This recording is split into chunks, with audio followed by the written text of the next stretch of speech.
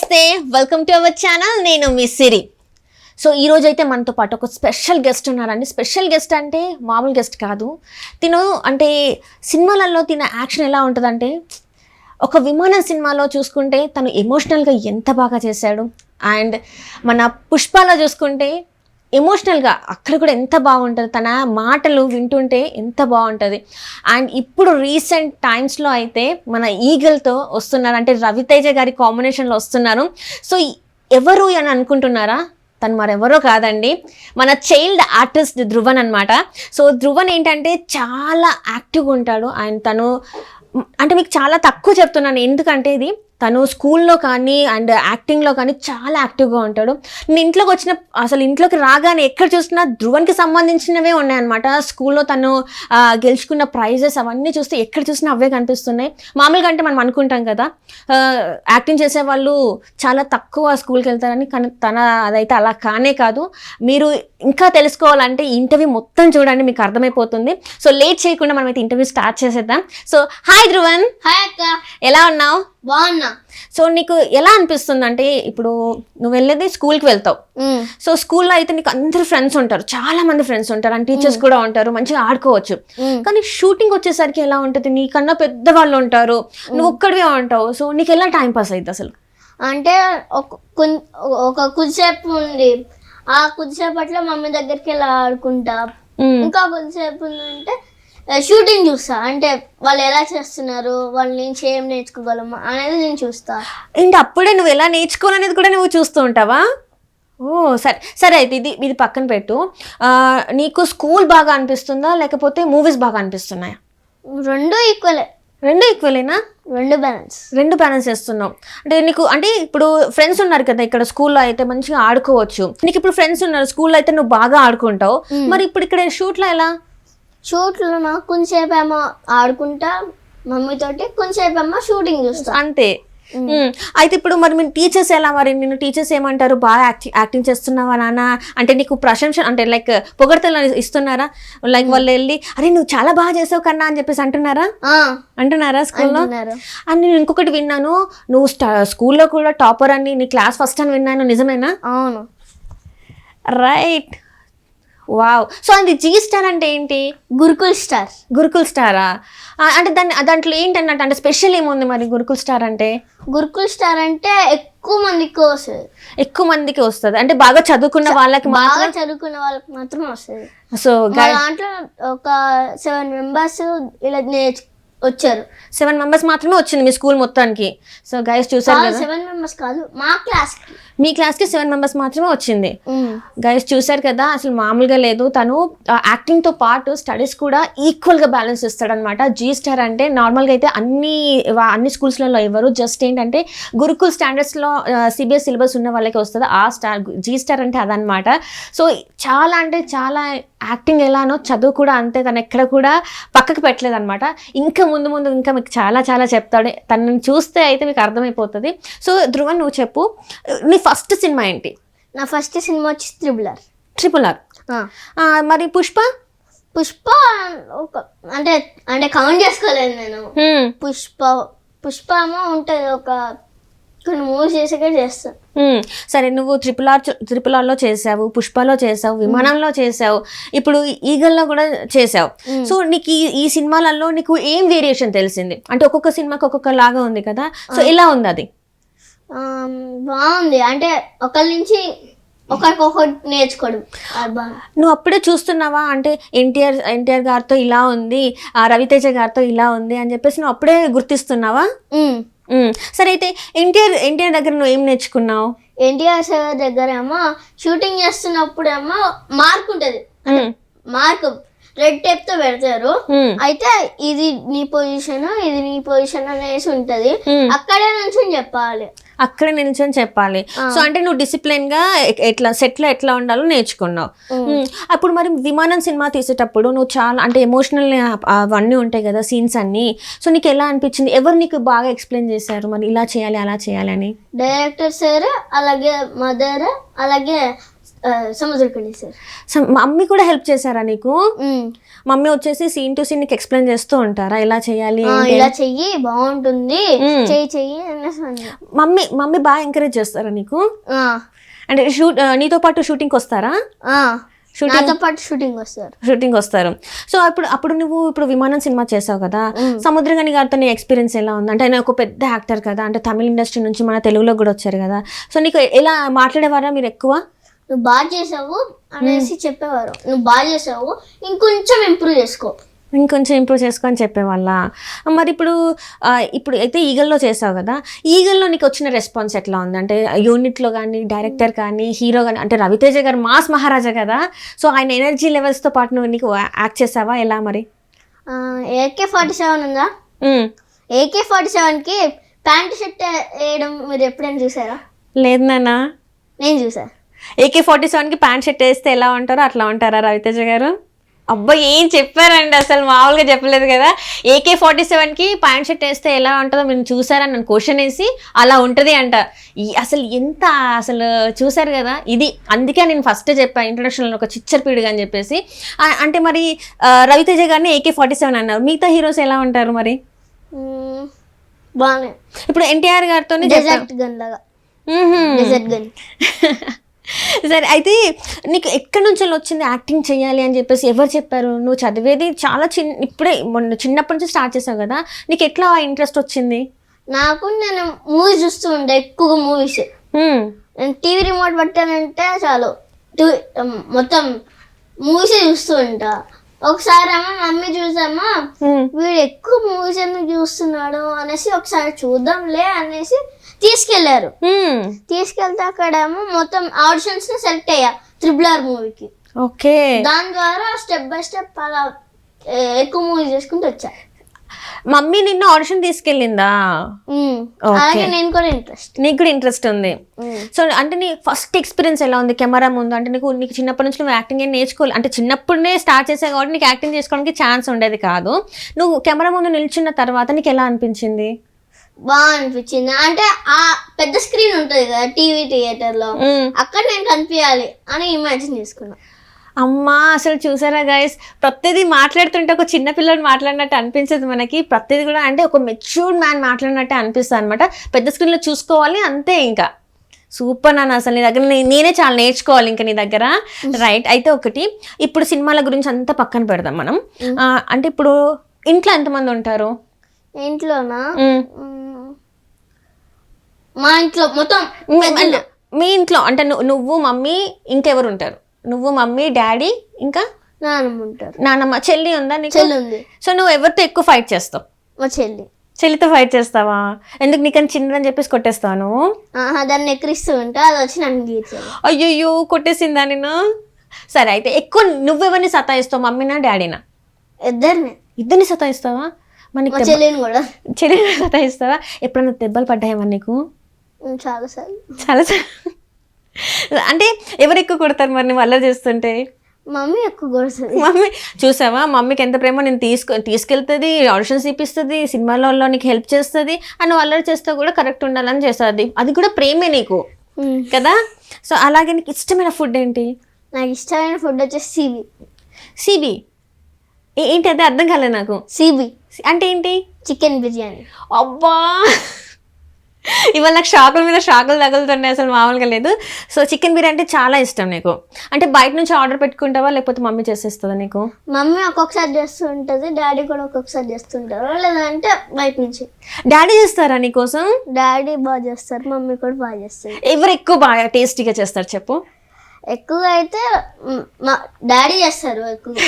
అంటే చాలా వరకు మమ్మీ అయితే చేయదు, కానీ చెయ్యి చెయ్యి చెయ్యి బతిమాలితేమో చేస్తుంది. డాడీ అనుకోండి అంటే మొత్తం పెద్ద గిన్నె చేస్తారు, ఇంత పెద్ద గిన్నెలో మొత్తం అందరికి సరిపోయేది, అంత సరిపోయేలాగా రెస్టారెంట్ లో మొత్తం అందరికి సరిపోయేటట్టు చేస్తారు. అంత బాగా చేస్తారు డాడీ, అంత టేస్టీ ఉంటుంది డాడీ ఫుడ్. డాడీ ఫుడ్ ఏమో బిర్యానీలో మాత్రమే, మమ్మీ ఫుడ్ మాత్రం అదిరిపోద్ది. ఓకే, బిర్యానీ వరకు మాత్రం డాడీ బాగా చేస్తారు, మిగతా ఫుడ్ అంతా మమ్మీ బాగా చేస్తుంది. సో నువ్వు ఎప్పుడైనా చెప్పావా డాడీ నువ్వు చేస్తే చాలా బాగుంటుందని చెప్పావా ఎప్పుడైనా? డాడీకి చెప్పావా? మరి డాడీ ఎలా ఫీల్ అయ్యారు? థ్యాంక్ యూ చెప్పారా లేకపోతే నేను కిస్ చేశారా? రెండు చేశారు. రెండు చేశారా? రైట్. మరి చెల్లితో ఎందుకు అంత ఏడిపిస్తూ ఉంటావు చెల్లిని నువ్వు? అదొక సరదా, ఫన్. జస్ట్ ఫర్ వన్ అంతేనా? అంటే చెల్లిని నువ్వు కొడతావా, లేకపోతే ఎవరైనా బయట వాళ్ళు ఏడిపిస్తే ఊరుకుంటావా, లేకపోతే వాళ్ళని కొడతావా? అది నన్ను కొడితే నేను కొడతా, బయట వాళ్ళు ఎవరైనా ఏడిపిస్తేమో వాళ్ళని కొడతావా? మళ్ళీ చెల్లి కొడతా. అదేంటి అలా కాదు కదా, చెల్లిని బయట వాళ్ళ నుంచి నువ్వు రక్షించాలి కదా. చెల్లి ఎందుకు బయటకు వెళ్ళింది? అమ్మా దేవుడు, అసలు మామూలుగా లేదు కదా. బయటికి వెళ్ళింది కాబట్టి నువ్వు ఎందుకు బయటికి వెళ్ళావు అని చెప్పేసి కొట్టేస్తావా? అయ్యో బాబురే, అసలు ఏంటి అసలు నువ్వు. అంటే సరే ఓకే, చెల్లిని అట్లా అంటావు. సో చెల్లి ఎప్పుడు ఇంట్లోనే ఉండాలి అంటావు. సో ఇప్పుడు చెల్లి లేదు కదా ఇక్కడ, స్కూల్కి వెళ్ళింది. సో అందుకే ఇంత సైలెంట్గా ఉంది ఇల్లు అంటావు, అంతేనా? అంతే. ఇద్దరు ఒకవేళ ఇద్దరు ఉంటే పొట్లాట్లైనా కొట్టుకోవడమైనా ఇంకా చాలా రోజు మొత్తం. సో మీ ఇద్దరితోని మమ్మీ డాడీ పడలేకపోతున్నారు అయితే మీ అల్లరికి. చెల్లికి దెబ్బలు పడతాయా ఎప్పుడైనా నీ వల్ల? చాలా సార్లు. రైట్. అయితే సరే, అదొక సరదా అంతే. దాన్ని కొడుతుంటే నేను ఎంజాయ్ చేయడం. అమ్మో, ఇంక నువ్వు ఇప్పుడే ఇట్లా ఉంటే ఇంకా పెద్ద అయిన తర్వాత ఇంకెలా ఉంటావు అసలు నాకు అర్థం కాదా. సరే, ఇప్పుడు నువ్వు అన్ని సరదా అంటున్నావు కదా, ఇప్పటి వరకు చేసిన మూవీస్లో నీకు బాగా అనిపించిన మూవీ ఏంటి? నువ్వు విమానం. ఎందుకంత బాగా నచ్చింది నీకు? డాడ్ అండ్ సన్ రిలేషన్, అది బాగా నచ్చింది నాకైతే. బాగా నచ్చింది. సో అంటే నువ్వు ఫస్ట్ నీకు స్టోరీ చెప్పారా, లేకపోతే మమ్మీకి స్టోరీ చెప్పారా? అది మమ్మీకే చెప్పారు. మమ్మీ డాడీ చెప్తే వాళ్ళు ఓకే చేశారు. ఆ తర్వాత నీకు సీన్స్ ఎక్స్ప్లెయిన్ చేశారు.